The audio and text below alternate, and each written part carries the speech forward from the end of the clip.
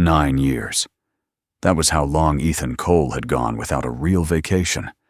9 years of being a single father, of midnight emergency calls, of putting everyone else first. And now, finally, he sat on a quiet beach, watching his son build a sandcastle, his work phone untouched for the first time in almost a decade. Then it rang. His boss called him irresponsible and fired him on the spot during an approved vacation. What Miranda Hale didn't know was that the man joining Ethan for dinner that night held the power to destroy everything she had built. So after that call, who really lost it all? Ethan Cole had not always been a man who counted years. But somewhere between his wife's funeral and his son's 9th birthday, time had become a currency he could no longer afford to spend on himself. He was 41 years old, a senior operations engineer at Meridian Technologies, and for the past 9 years, he had been the invisible backbone of a company that never once acknowledged how much it depended on him. When servers crashed at 2 in the morning, Ethan answered the call. When critical systems failed during product launches, Ethan was the one who stayed until the problem was solved. When other engineers gave up and went home to their families, Ethan remained, because he no longer had a wife waiting for him, and his son had learned to sleep through the sound of his father typing in the next room. His wife, Sarah, had passed away when their son, Lucas, was just 3 months old. A sudden illness, the doctors had said. 1 week she was healthy, laughing, planning their future. The next week, she was gone. Ethan had held their infant son at the funeral, numb with grief, and made a silent promise to be everything Lucas would ever need. But promises made in grief are often impossible to keep. The years blurred together. Ethan threw himself into work because work was predictable. Code either functioned or it didn't. Systems either ran or they crashed. There was comfort in problems that had solutions, unlike the hollow ache in his chest that never seemed to fade. He told himself he was providing for Lucas, building a stable future, being responsible. But deep down, he knew the truth. Work had become his escape, and his son had become an afterthought scheduled between emergencies. Lucas never complained. That was perhaps the most heartbreaking part. The boy had grown up understanding that his father was busy, that his father was important, that his father would make it to the school play next time. Lucas learned to heat up his own dinners, to put himself to bed, to celebrate small victories alone. He was 9 years old, and already more self-sufficient than most adults Ethan knew. 3 months ago, Lucas had asked a simple question that shattered something inside Ethan. "Dad, do you remember the last time we did something together? Just us?" Ethan had opened his mouth to answer, then realized he couldn't. He genuinely could not remember. There had been quick meals between conference calls, distracted conversations while he checked emails, half-watched movies interrupted by work emergencies. But a real moment? A complete, uninterrupted experience with his son? The memory didn't exist. That night, after Lucas had gone to bed, Ethan sat alone in the kitchen and cried for the first time since Sarah's funeral. He cried for the years he had lost, for the childhood he had missed, for the father he had failed to become. And when the tears finally stopped, he made a decision. He would take Lucas on a vacation, a real vacation. No laptop, no constant email checking, no emergency calls. Just a father and his son, finally being present with each other. It took 2 months to arrange. Ethan had accumulated so much unused vacation time that HR had actually called to verify his request wasn't a mistake. He had coordinated with his team, documented every system he maintained, created backup protocols for every possible scenario. He had done everything right, submitted the request through proper channels, and received written approval from Miranda Hale herself. Miranda was the chief operations officer, a woman whose reputation preceded her like a cold wind. She was brilliant, efficient, and utterly devoid of empathy. Employees were resources to be optimized, not people to be understood. She had approved Ethan's vacation request with a single line. "Fine. Don't let anything break while you're gone." As if Ethan had any control over that. as if he hadn't spent 9 years ensuring nothing ever broke in the first place. The beach resort was modest, a small place on the Carolina coast, nothing fancy, but perfect for what Ethan needed. The first morning, he had woken up without an alarm, a sensation so foreign it almost felt wrong. He had made breakfast with Lucas, actual breakfast, not protein bars eaten over a keyboard. They had walked to the beach together, and Ethan had watched his son run toward the waves with pure, unfiltered joy. For the first time in 9 years, Ethan Cole felt something close to peace. He was sitting on the sand, watching Lucas carefully construct a sandcastle with the intense focus of a master architect, when the phone rang. Ethan had promised himself he wouldn't answer work calls, but old habits die hard. He glanced at the screen. Miranda Hale. His stomach tightened. She never called unless something was catastrophically wrong. "Ethan!" Miranda's voice was sharp, clipped, carrying the particular coldness she reserved for people she considered beneath her. "I need you back in the office. Now." Ethan looked at Lucas, who was carefully patting sand into the shape of a tower. "Miranda, I'm on approved vacation. You signed off on it yourself. The audit preparation has hit complications, systems you built, systems only you understand. Your team is incompetent, and I need someone who actually knows what they're doing. I documented everything before I left. Jenkins has the access codes. Martinez knows the backup protocols. Jenkins is an idiot, and Martinez called in sick. I don't have time for excuses, Ethan. Get on a plane tonight."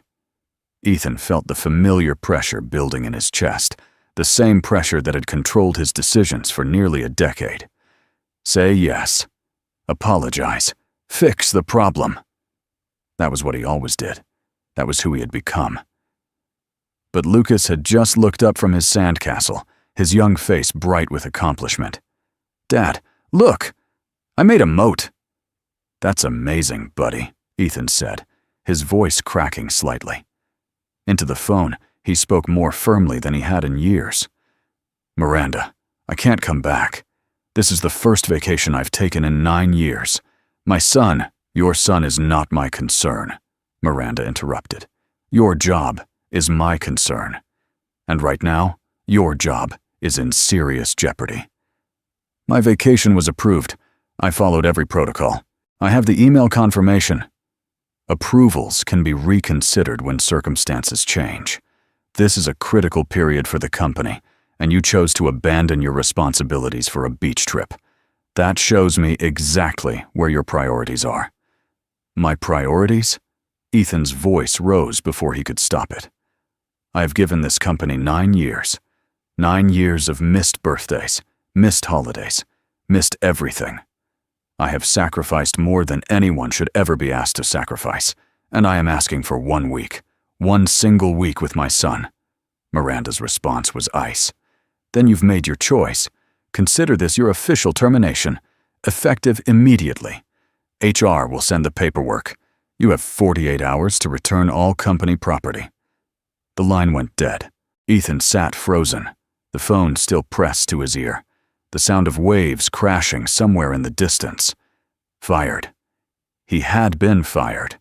After 9 years of perfect performance, after being the person who held everything together, after sacrificing his health, his relationships, his presence in his own son's life, he had been discarded in a 3-minute phone call. "Dad?" Lucas was standing in front of him now, concern clouding his young features. "Dad, what's wrong? You look weird."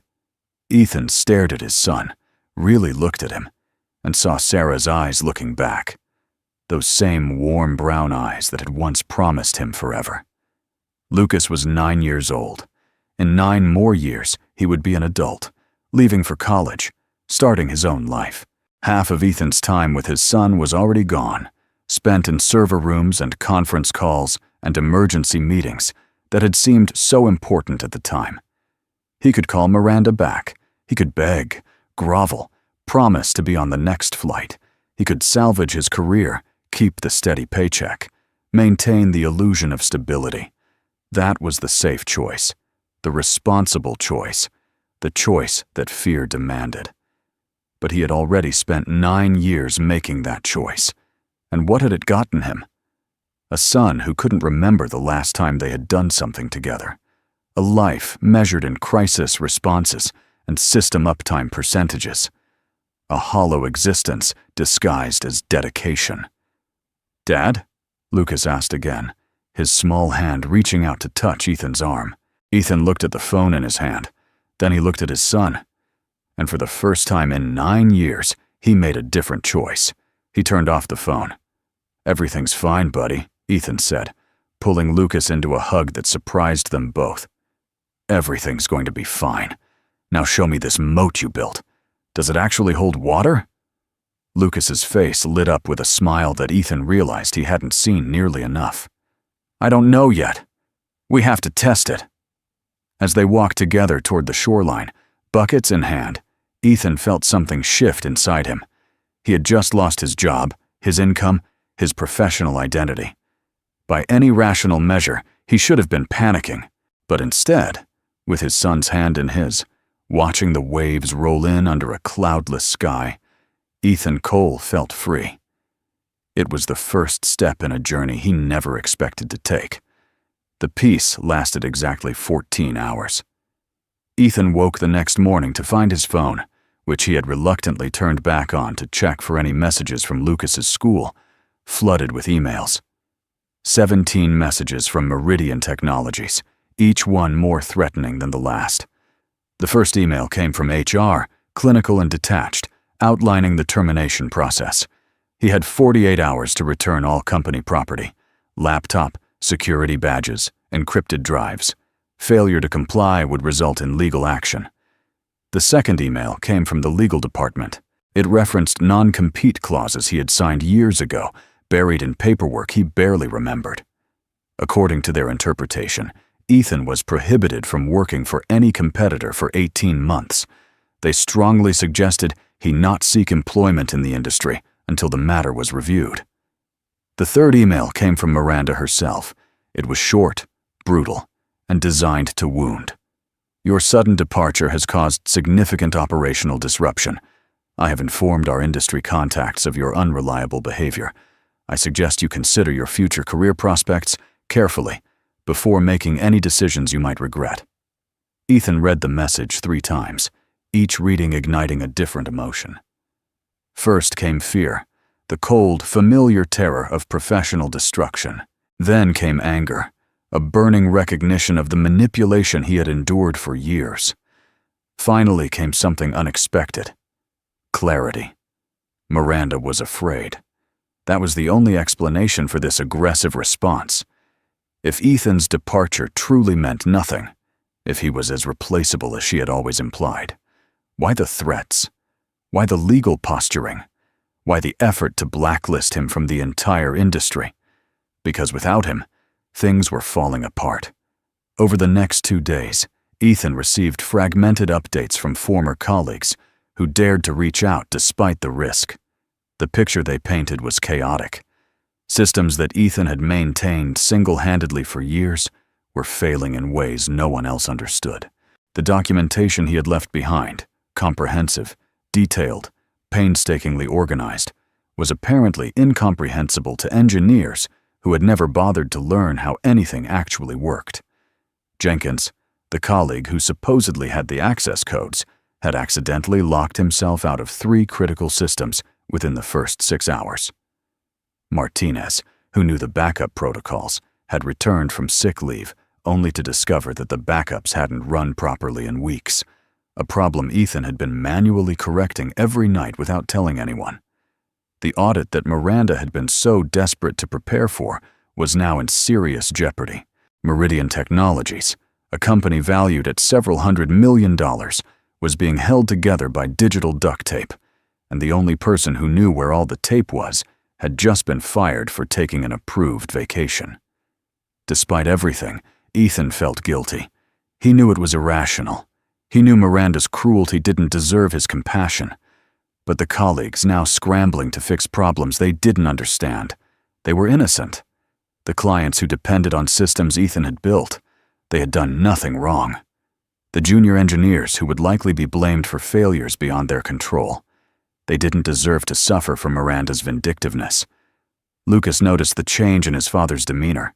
They were eating lunch at a small seafood restaurant overlooking the water when the boy put down his fork and studied Ethan with an intensity that seemed far too mature for a 9-year-old.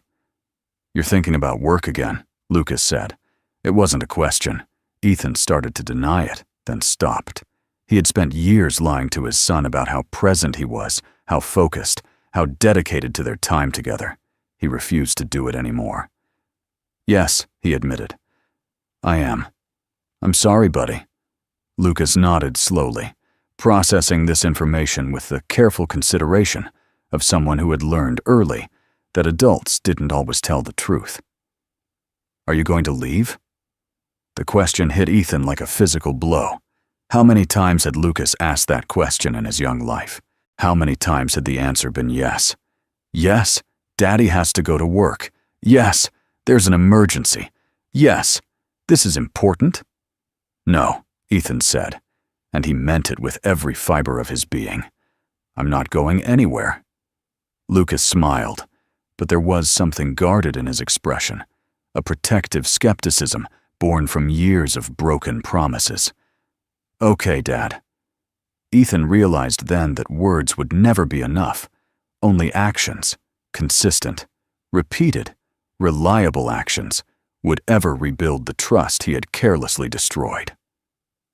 That evening, the resort's main restaurant was busier than usual. A technology conference had apparently wrapped up in a nearby city, and several attendees had extended their trips for a few days of relaxation.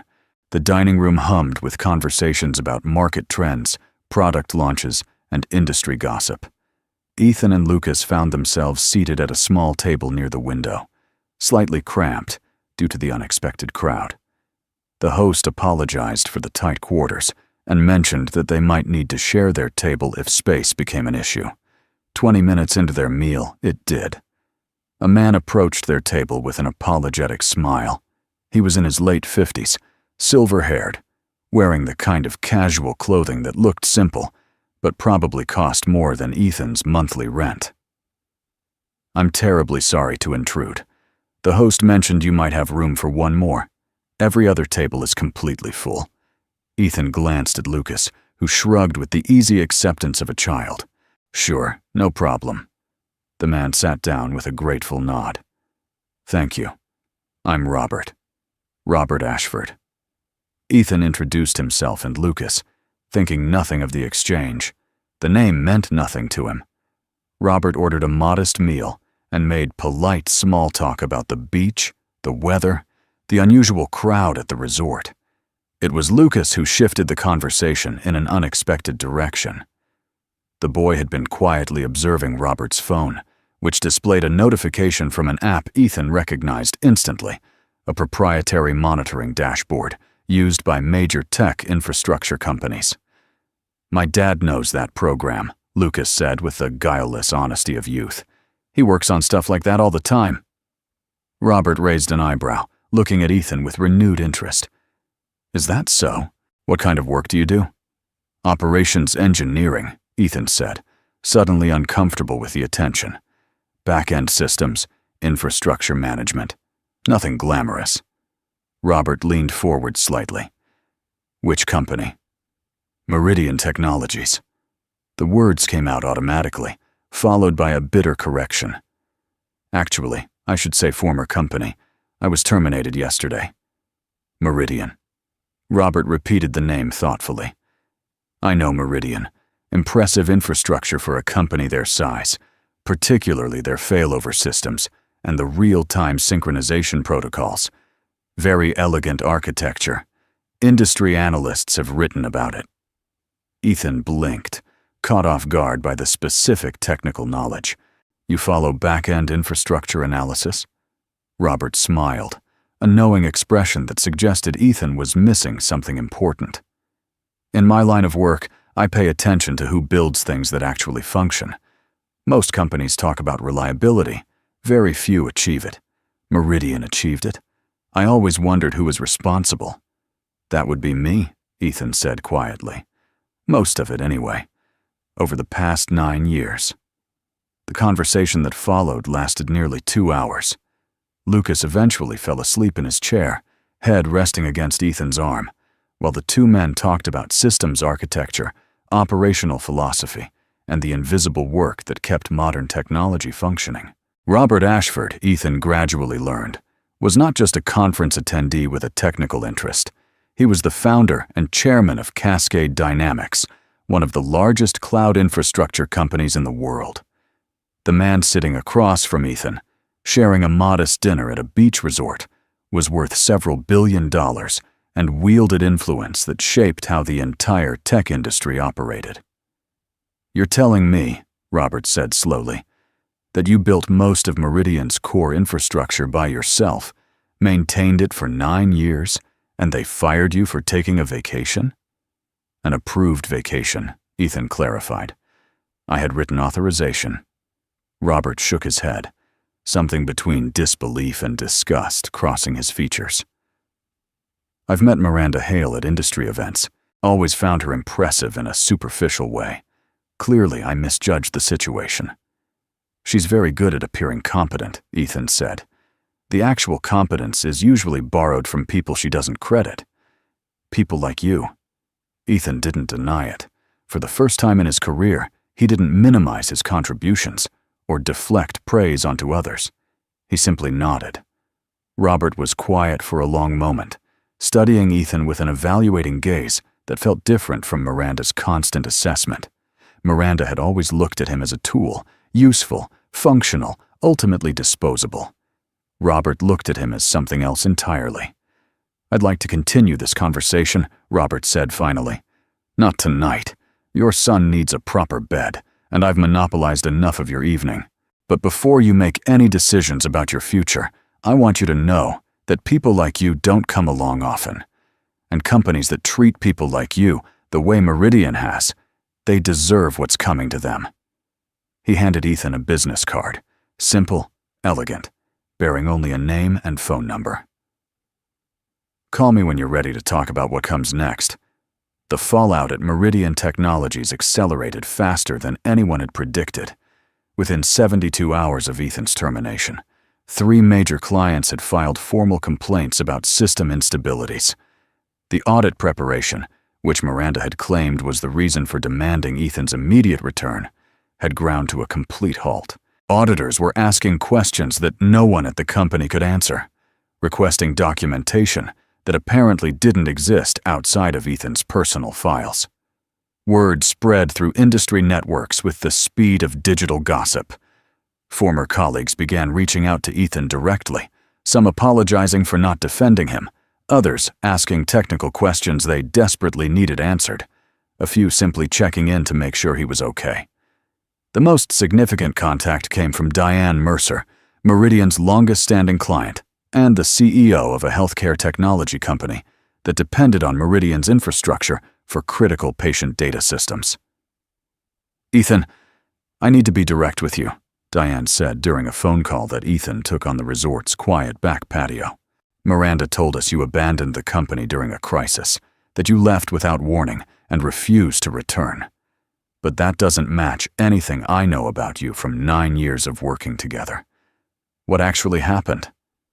Ethan told her the truth, the approved vacation, the phone call, the termination, the threatening emails, and the industry blacklist. Diane's response was immediate and fierce. "She fired you for taking vacation time she personally approved, and then tried to blame you for the consequences?" "That's an accurate summary." "Ethan, do you have documentation? The approval email, the termination call, the threats?" "I have everything." "Good, because I'm pulling my contract from Meridian by the end of the month, and I won't be the only one." The pressure to return intensified dramatically after that conversation. Miranda apparently realized that losing Ethan was one thing, but losing major clients because of how she had treated him was something else entirely. The threatening tone of her communications shifted to something almost conciliatory, though the manipulation remained transparent. "Ethan, I think we both said things we didn't mean," one email read. "The company needs you. Your colleagues need you. Whatever disagreements we've had, surely we can find a way to move forward professionally. Let's discuss a return package that addresses your concerns. No apology, no acknowledgement of wrongdoing, just the assumption that Ethan could be bought back with the right combination of money and vague promises. He read the email while sitting on the beach, watching Lucas attempt to fly a kite they had purchased from a local shop. The boy was laughing, running against the wind, completely absorbed in the simple joy of the moment. This was what Ethan had missed. This was what he had sacrificed. And Miranda thought she could buy it back with a return package. The guilt still gnawed at him. Colleagues were suffering. Clients were being harmed. Systems he had built with care and dedication were failing in ways that would take months to repair. Part of him, the part that had been conditioned over 9 years to solve every problem, fix every crisis, sacrifice everything for professional obligation, wanted desperately to go back. But another part of him, a part that had been silent for far too long, asked a different question. If he returned now, what message would that send to Lucas? That promises could be broken when work called. That family always came second. That self-sacrifice was the only acceptable response to unreasonable demands. Ethan had grown up watching his own father work himself into an early grave, dying of a heart attack at 53, leaving behind a successful career and a family who barely knew him. He had sworn he would be different. He had failed that promise spectacularly, but failure didn't have to be permanent. If he went back to Meridian, he would be teaching Lucas that boundaries didn't matter. That loyalty flowed in only one direction, that a man's value was determined by how much he was willing to sacrifice for people who would never sacrifice anything in return. He couldn't do it. He wouldn't do it. Miranda Hale arrived at the beach resort on the 5th day of Ethan's vacation. He spotted her crossing the sand toward him, her expensive heels sinking awkwardly with each step. She looked out of place in this casual environment. Designer suit, perfect hair, an expression that mixed desperation with barely concealed fury. Lucas was swimming in the shallow water nearby, supervised by a lifeguard. Ethan had approximately 3 minutes of private conversation before his son would notice the intrusion. "You've been ignoring my calls," Miranda said without preamble. "I've been on vacation." "This isn't a joke, Ethan. The company is falling apart. The audit is a disaster. 3 major clients are threatening to leave. Do you have any idea what's happening because of your selfishness?" Ethan remained seated in his beach chair, forcing Miranda to stand over him in an awkward display of attempted dominance. "I have some idea, yes." "Then come back. Name your price, salary increase, title change, whatever you want. We can pretend this entire situation never happened. Can we pretend you didn't fire me for taking an approved vacation? Can we pretend you didn't threaten to blacklist me from the entire industry? Can we pretend you didn't call my dedication to my son selfishness?" Miranda's composure cracked slightly. "I was under pressure. The audit timeline, the board's expectations. You don't understand the position I was in. I understand perfectly. You were in a difficult position, so you took it out on the person least likely to fight back. That's what you've always done, Miranda. That's what you do to everyone who works for you. This isn't about me. This is about the company, about your colleagues who are drowning right now because you're sitting on a beach." Ethan finally stood, bringing himself to eye level with the woman who had controlled his professional life for years. "My colleagues are drowning because you created a system where one person was responsible for everything critical, and then you fired that person without a succession plan. That's not my failure. That's yours." Miranda's face flushed. "If you don't come back, the company could collapse. Hundreds of people could lose their jobs. Is that what you want? To be responsible for destroying everything?" "I'm not responsible for destroying anything. You are." For a moment, something almost human flickered across Miranda's features. Fear, perhaps, or the dawning recognition that her manipulation tactics weren't working. Please. The word came out strained, unfamiliar on her lips. I'm asking you to help us, to help me. Whatever happened between us, the company doesn't deserve to fail. Ethan looked past her to where Lucas was now waving from the water, gesturing for his father to come join him. You're right about one thing, Ethan said quietly. The company doesn't deserve to fail. Neither did I. But you made your choice, Miranda. Now I'm making mine. He walked past her toward the water, toward his son, toward a future that didn't include Meridian Technologies. Behind him, Miranda Hale stood alone on the sand, watching everything she had built begin to crumble.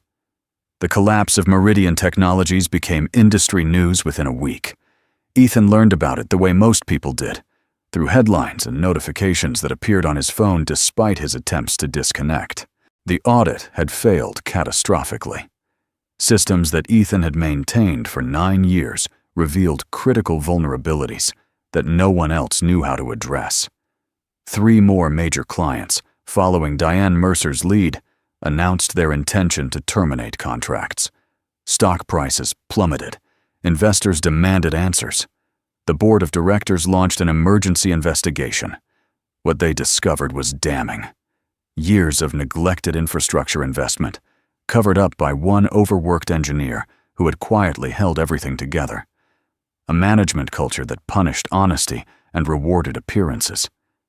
A COO who had systematically taken credit for successes while deflecting blame for failures onto subordinates who were too exhausted or too afraid to object.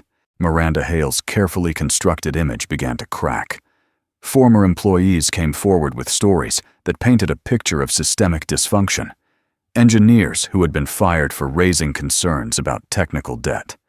Managers who had been pushed out for questioning unrealistic timelines. A pattern of intimidation and manipulation that stretched back years, all hidden beneath impressive quarterly reports and confident board presentations. The investigation revealed that Ethan's termination was not an isolated incident of poor judgment, but the culmination of a management philosophy built on exploitation. Miranda had created a system where essential knowledge was concentrated in individuals she could control, then discarded those individuals the moment they became inconvenient. Ethan followed the news with a mixture of vindication and sorrow. He took no pleasure in watching colleagues lose their jobs as the company contracted. He felt no satisfaction seeing Miranda's career implode under the weight of her own decisions. The destruction unfolding was not something he had wanted. It was simply the inevitable consequence of years of unsustainable practices finally catching up with reality. Lucas noticed the change in his father during these days. Ethan was present, engaged, fully committed to their remaining vacation time, but there was a heaviness in his expression that the boy recognized. "Dad, are you sad about your old job?" They were sitting on the beach, watching the sunset paint the Carolina sky in shades of orange and pink. It was their second to last evening at the resort, and Ethan had been quieter than usual. "I'm sad for the people who are being hurt," Ethan said honestly. "I'm sad that things had to fall apart this way, but I'm not sad about leaving. I should have left a long time ago." Lucas nodded, absorbing this information with the thoughtful consideration he had inherited from his mother. "Mom would have told you to leave, wouldn't she?" The question caught Ethan off guard. Lucas rarely mentioned Sarah, not because he had forgotten her, but because the memories were complicated for a child who had never really known her. "Yes," Ethan said, his voice thick with emotion. "She would have told me to leave years ago. She always said that a job should serve your life, not the other way around. I forgot that for a long time. But you remember now?" Ethan pulled his son close, holding him against the cooling evening breeze. "Yeah, buddy. I remember now." Robert Ashford called on the morning of their last day at the resort. "I've been following the news about Meridian," Robert said. "Quite a spectacular implosion. I imagine you've been getting calls from every recruiter in the industry." Ethan laughed despite himself. "A few dozen, yes. Apparently being the person who held a failing company together for 9 years makes you attractive to other companies, hoping to replicate that arrangement. And you're not interested in those offers. I'm not interested in being another company's indispensable workhorse. I did that once. It cost me 9 years with my son. Robert's response was immediate. Good, because that's not what I'm offering. The conversation that followed was unlike any job discussion Ethan had ever experienced. Robert didn't talk about salary requirements or performance metrics or expected hours. Instead, he talked about philosophy, about building companies that treated employees as human beings rather than resources, about sustainable growth rather than exploitation, about the kind of workplace culture that created genuine innovation instead of just extracting maximum effort from exhausted people. I want you to join Cascade Dynamics, Robert said. Not as another operations engineer expected to sacrifice everything for the job, as a strategic leader. Someone who helps us build systems and teams that don't require any single person to destroy themselves for the company's success. Ethan listened carefully, waiting for the catch. There was always a catch. Generous offers always came with hidden expectations, unstated demands, the assumption that gratitude would translate into unlimited availability. What about flexibility? Ethan asked. My son is 9. I've already missed most of his childhood. I need to be present for what's left. You'll have full control over your schedule. Remote work whenever you need it. No expectation of after-hours availability unless you choose it. We measure results, not hours logged. And compensation? Robert named a figure that made Ethan blink. It was nearly triple his Meridian salary, with equity options that could be worth substantially more if the company continued its growth trajectory. That seems excessive for what you're describing. It's appropriate for what you're worth, Robert corrected. Ethan, I've spent 40 years building companies. I've learned to recognize people who are genuinely exceptional, not just competent, not just reliable, but the kind of people who elevate everything around them. You are one of those people. Miranda Hale was too short-sighted to see it. I'm not. Ethan was quiet for a long moment, staring out the window at the beach where Lucas was packing up their belongings, preparing for the drive home. I need to think about it. Take all the time you need. The offer stands whenever you're ready. 3 weeks later, Ethan Cole started his new position at Cascade Dynamics. The transition was everything Robert had promised, and more. Ethan worked from home most days, his schedule built around Lucas's school hours and activities. He attended soccer games and parent-teacher conferences. He cooked dinner every night, helped with homework, and was present for bedtime stories, something he hadn't done consistently since Lucas was a toddler. The work itself was challenging and fulfilling. Ethan wasn't just maintaining systems anymore. He was designing new approaches to infrastructure management, building teams that could function without relying on any single person's heroic efforts. He was teaching others what he knew, creating documentation that actually made sense, establishing processes that would survive his eventual departure, whenever that might come. For the first time in his career, Ethan felt valued rather than exploited. News of Miranda Hale reached him occasionally. She had been removed from her position at Meridian following the board investigation. The company itself had been acquired at a significant discount by a competitor, its remaining employees absorbed into a larger organization. Miranda's industry reputation, once formidable, had been permanently damaged by the revelations of her management practices. Ethan felt no satisfaction in her downfall. He simply felt free.